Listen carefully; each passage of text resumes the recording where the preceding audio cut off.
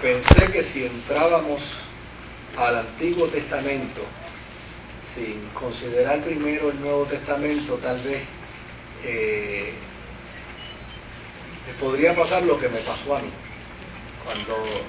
Cuando yo estaba estudiando Antiguo Testamento, yo empecé a estudiar Antiguo Testamento primero que el Nuevo. Y le dije al doctor Eaton, que era el profesor, maravillado del Antiguo Testamento, le dije, yo voy a hacer mi especialidad en Antiguo Testamento. Y me dijo, eso lo dices tú hasta que estudies el Nuevo Testamento. Cuando estudies el Nuevo Testamento, no vas a querer trabajar con el Antiguo Testamento. Y desde luego, pues, yo dije, mejor vamos entonces a trabajar con el Nuevo Testamento primero, que es más simple, que es más sencillo, que es menos complicado desde el punto de vista técnico, y entonces una vez tenemos unas herramientas que nos van a ayudar a entender mejor el Nuevo Testamento, trabajar con el Antiguo Testamento va a ser mucho más cómodo. Eso por un lado. Por el otro lado, pensé también que antes de entrar en esos aparatos de cómo podemos interpretar los textos, cómo podemos interpretar los capítulos, sería bueno también trabajar un poquito en una introducción de cómo fue que se originó el Nuevo Testamento.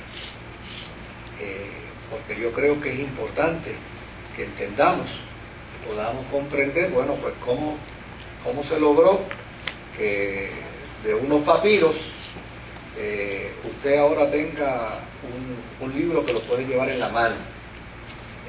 Cuando Juan escribió y dijo, si todas las cosas hechas y dichas por Jesús se fueran a escribir, no bastarían los papeles del mundo, ¿verdad? Juan no estaba exagerando, porque para acomodar toda la literatura del Antiguo Testamento, eso estaba en rollos. Y para que ustedes tengan una idea nada más, el libro del profeta Isaías nada más medía 7 metros. O sea que eso era larguísimo. Entonces, pues, esos rollos, una vez se enrollaban, se iban guardando, y eso, pues, finalmente terminó en lo que tenemos hoy, ¿verdad? Hay quienes inclusive hasta en una microficha tienen toda la Biblia, hay quienes la tienen ahí, pero hay otros que la tienen hasta en internet, la pueden tener. Pero yo creo que el poder trabajar un poco con el origen del canon bíblico, cómo fue que se logró eso, cómo fue que eso llegó a la realidad, nos va a ayudar. Si logramos terminarlo hoy, entonces Dios mediante el martes que viene entramos de lleno sobre técnicas de interpretación bíblica. Muchos de ustedes han escuchado hablar del término el cierre del canon bíblico, ¿verdad? Que no es otra cosa que cuando por fin se decidió que de aquí para adelante no se incluye más, de aquí para adelante no se va a tocar un texto bíblico más. Hay mucha gente que no está de acuerdo con que se hiciera el cierre del canon bíblico, y la gente tiene el perfecto derecho a estar de acuerdo o no estar de acuerdo con las cosas. O sea, eso es algo que en la democracia se le permite a todo el mundo, ¿verdad? Usted puede estar de acuerdo como no estar de acuerdo con las cosas desde el punto de vista teológico. Por eso la teología es una reflexión. Pero lo que se puede recoger históricamente del cierre del canon bíblico es lo que se recoge, indistintamente estemos o no estemos de acuerdo. Ahora, ¿por qué se le llamó canon? ¿Qué significa la palabra canon? La palabra canon significa vara recta. En un sentido específico, el significado en griego de la palabra canon es lista o índice o catálogo, en el caso de la Sagrada Escritura, ¿verdad? Catálogo de libros sagrados. Por lo tanto, cuando se dice el cierre del canon, desde el punto de vista de la fe, lo que se está diciendo es el cierre del catálogo de los libros sagrados.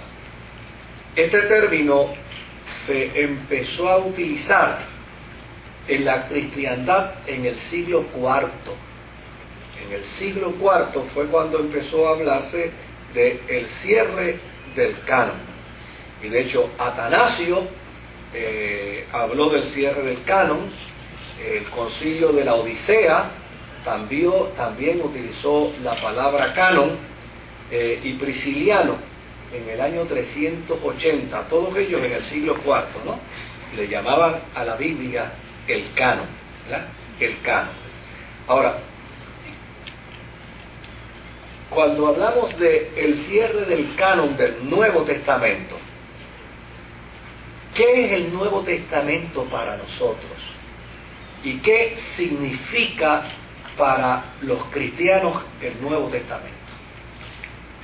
Porque el Nuevo Testamento es una relectura de las promesas, de las profecías, de las imágenes, de los acontecimientos y reflexiones que la cristiandad encuentra en el Antiguo Testamento. Es decir, ¿qué encontramos en el Antiguo Testamento que provocó que se creara el Nuevo Testamento? Pues lo que encontramos es, en el Antiguo Testamento, son todas las profecías, todas las imágenes, todas las reflexiones que hablan con respecto al Cristo, con respecto al Mesías que había de venir. Y desde ese punto de vista, la cristiandad escribe el documento del Nuevo Testamento para decir lo que en el Antiguo Testamento se habló del Mesías, se cumplió en la persona de Jesucristo. Esta tarea, gracias Néstor, esta tarea no comenzó de la noche a la mañana. Pues la iglesia en los primeros años no tenía tiempo nada más que para esconderse. No tenía tiempo nada más que para buscar la manera de protegerse de las persecuciones que había. Ahora, ¿qué fue lo primero que hizo la iglesia? Lo primero que hizo la iglesia básicamente fue proclamar el Evangelio. Y lo proclamaba a base del Cristo resucitado.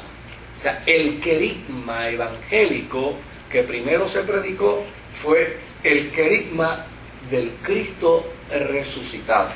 Ahora, cuando hablamos precisamente del Antiguo Testamento y hablamos del Nuevo Testamento, hay una expresión en el Evangelio según San Juan, en el capítulo 20 del Evangelio según San Juan, y verso 31, que obviamente nos plantea y nos señala el verso 31 algo sumamente interesante. Usted lo tiene ahí.